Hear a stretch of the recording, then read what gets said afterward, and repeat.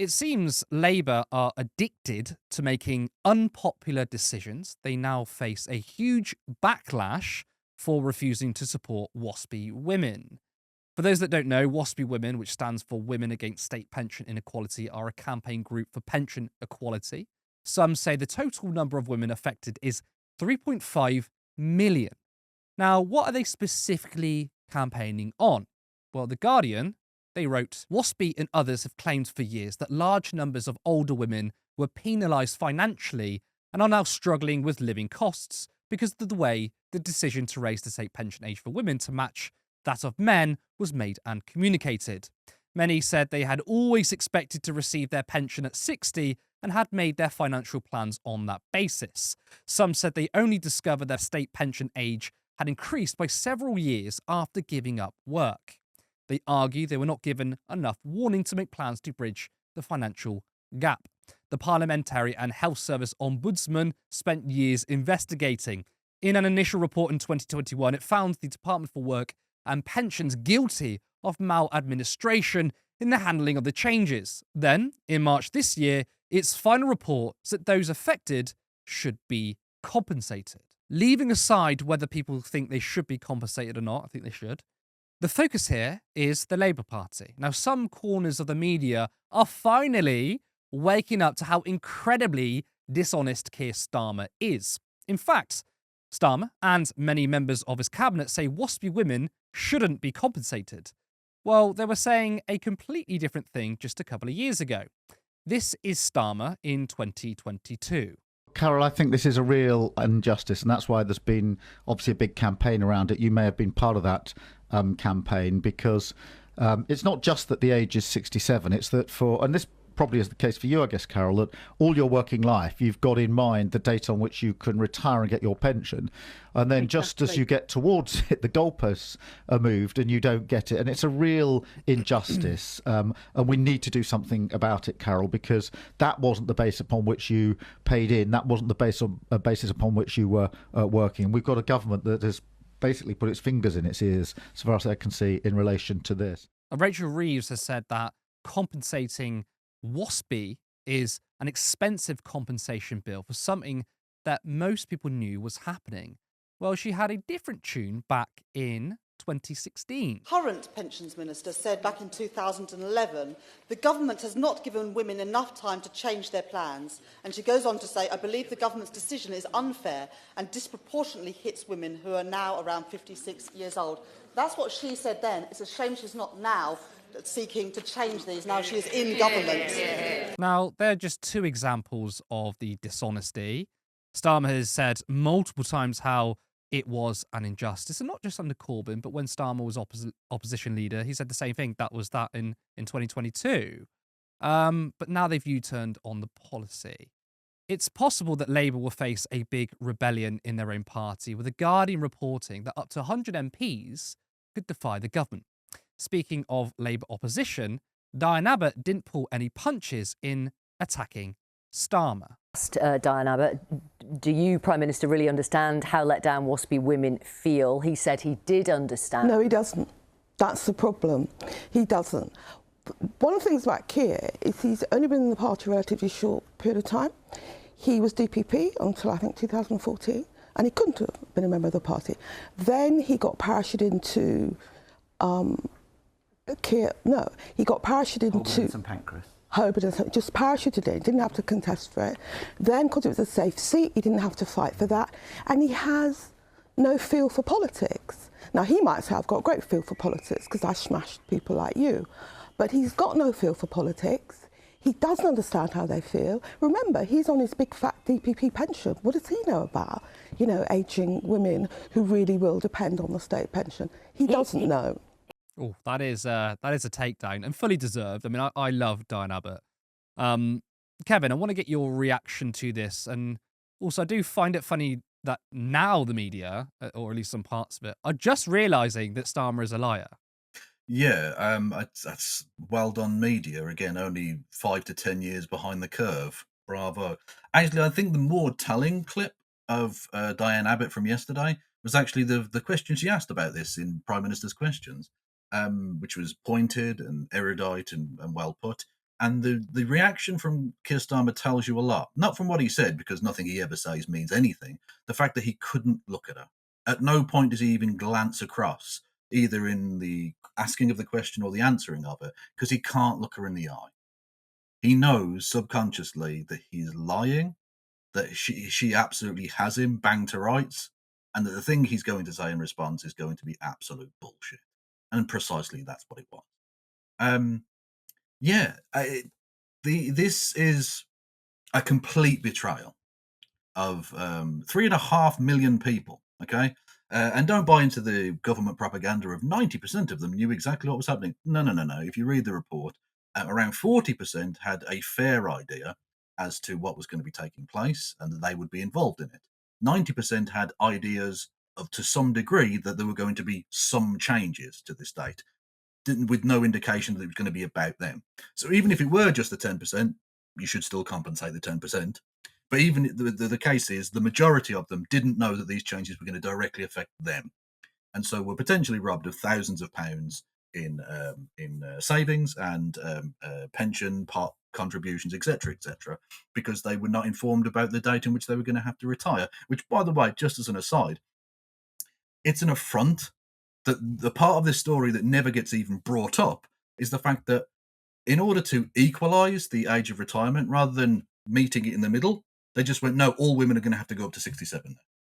The people of France have a way of dealing with that kind of change, which obviously I could never possibly endorse that kind of activity, because that would be technically illegal and against the terms of service. I'm just suggesting their retirement age is a lot lower, and there might be reasons for that. Anyway, this is a complete betrayal. Complete and absolute betrayal, and again runs in the face of their difficult decisions mantra, because their whole point is, we've got this mandate not to do this. You haven't. It was literally a thing that one of the few actual policies they put out before the election was that they were going to get justice and compensation for the WASPI, and it's one of the few things I expected them to actually stick to, because it's largely, frankly, it's largely middle and upper middle, lower middle and middle class women that's going to be affected by this. Now, there are some poor people and there are some very rich ones, but largely speaking, it's the kind of demographic that you would think he would need to protect in order to have any chance of ever winning an election ever again. And he shit on them. And this, for me, is damaging in a number of ways. Firstly, it's, of course, damaging to the individuals financially, which is grim and disgusting. It's damaging to the fabric of democracy, because yet again, another promise broken. It's damaging to people's faith in both democracy and the media, because never more nakedly is it obvious that the ruling establishment don't give a shit about the people than with things like this. And this ensures that Nigel Farage will continue to grow and that reform will continue to grow in exactly the same way as we previously just discussed with the selling off of national institutions like the post office. This plays into the narrative that the main parties cannot be trusted. You can't trust them, and so where else do you have to go? The Green Party may hoover up a few votes, that's good. But largely speaking, there's only one player in town for the disaffected, angry people that this is going to create. And again, it's 3.5 million of them. That's not inconsiderate. That's a large number of people. And it's no surprise to me that on that basis he's now trying to stop the 2025 local elections for entirely spurious reasons. There is an issue with younger people looking at reform, particularly younger men looking at reform, but it's still very true that reform attracts a lot of older voters, and I cannot understand why.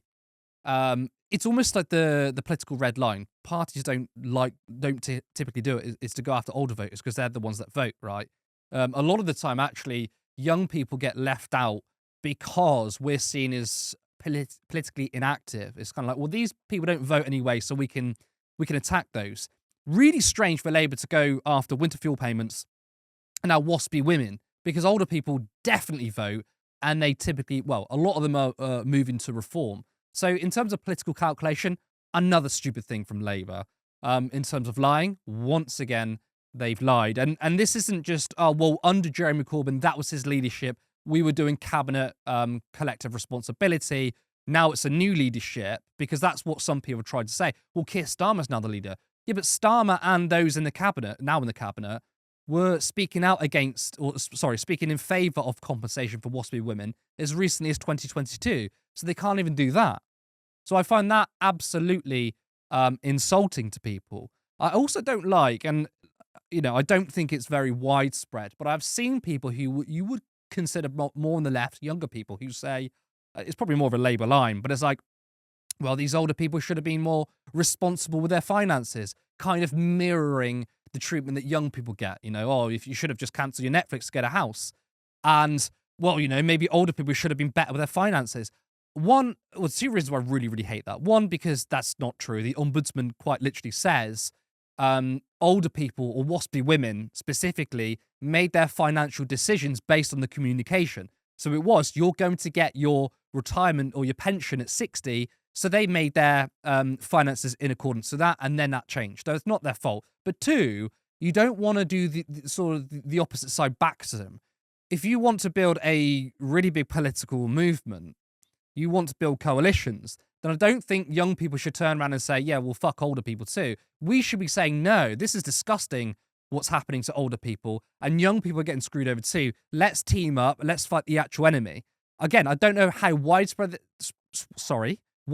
is, but I have seen certain examples of that, and I really don't like it. Yeah, no, I agree with you, but I would caution you not to get too not to fret too much about that. I think it is just individuals letting off steam. I think most young people can see a system screwing with people and stealing from them because it's something that they've been used to all of their lives. They're very finely attuned to it.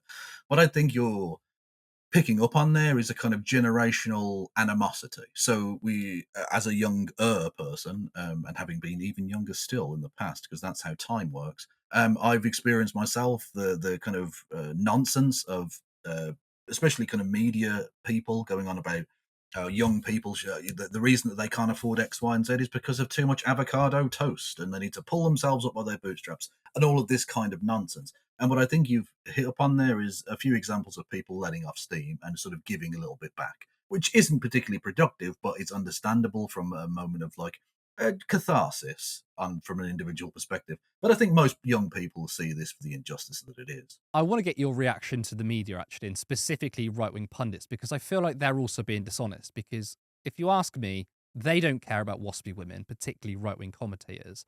So I think this is also a bit of a faux outrage just because it's Labour or Starmer. What do you think about that? Oh, 100%. 100%. These very same people were defending the Tory party, which still today doesn't want the WASPI women to be compensated. In fact, Prime Minister's questions yesterday, for some reason, leader of His Majesty's opposition, Kemi Bad Enoch, decided to ask the question about WASPI women. Literally, she started off with a perfectly reasonable point about how these people were being screwed over, and then said, I'm glad they now agree with us. They should be screwed over. Like, they've not learned anything. So the idea that these right-wing commentators actually give a shit about these people is just obviously patently I think it's the untrue. same with the winter fuel payments. Exactly. I was going to move on to that. Yeah, the There winter fuel payment or the two-child benefit cap or anything like that. They supported austerity through the sea of blood that it spilled, with the people that were killed and the impoverishment and the anxiety and the fear and the just chaos that it caused across the country. They supported all of that. And they'd support it again tomorrow, given the chance, as long as it's a Tory government doing it. When it's a Labour government they're just trying to poke at the kind of fraying edges of support for the Labour government. It's got nothing to do with them actually opposing austerity, to the point where literally the Tory party are up in arms about this austerity from the Labour government, because it's not them doing it. I mean, can you point to a time when Nigel Farage or people from UKIP or the Brexit Party railed against austerity in the last 14 years? How many anti-austerity marches has Farage been on? And I think I always like to frame it in a way that a Reform person or a Farage person might be watching.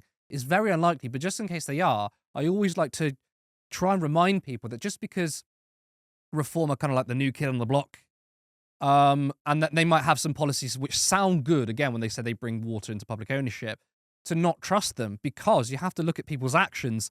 And again, those who are involved in Reform, Nigel Farage specifically, has never ever railed against austerity. He's never cared about public expenditure cuts. Not once. He's always talked about immigration. So when they get so angry at the Labour Party for the two-child benefit cap, the winter fuel payments, and now WASPI women, it is all just to attack Labour. It's just a political point. Now, of course, yes, what Labour are doing is wrong, and on policy-wise, we don't agree. But just because Reform are saying that too doesn't mean we should believe them. Oh, absolutely, yeah. Nigel Farage is as likely to be seen on an anti-austerity march as he is doing a surgery in Clacton, i.e., it's never going to happen. Yeah. He doesn't care about this. He's very much pro-austerity. If you look at his budget or his plans during the election for what his budget would be if he got into government, he wanted 5% cuts to every single department. An argument that was so right-wing and so pro-austerity that it's now just been taken on by Rachel Reeves. Exactly. It was right-wing enough for her, so she could do it. Exactly. That's dangerous. That's the problem with Farage. He might be as right-wing as Rachel Reeves. Support independent media. Support social justice that's there on social media. Thank you. Turn left.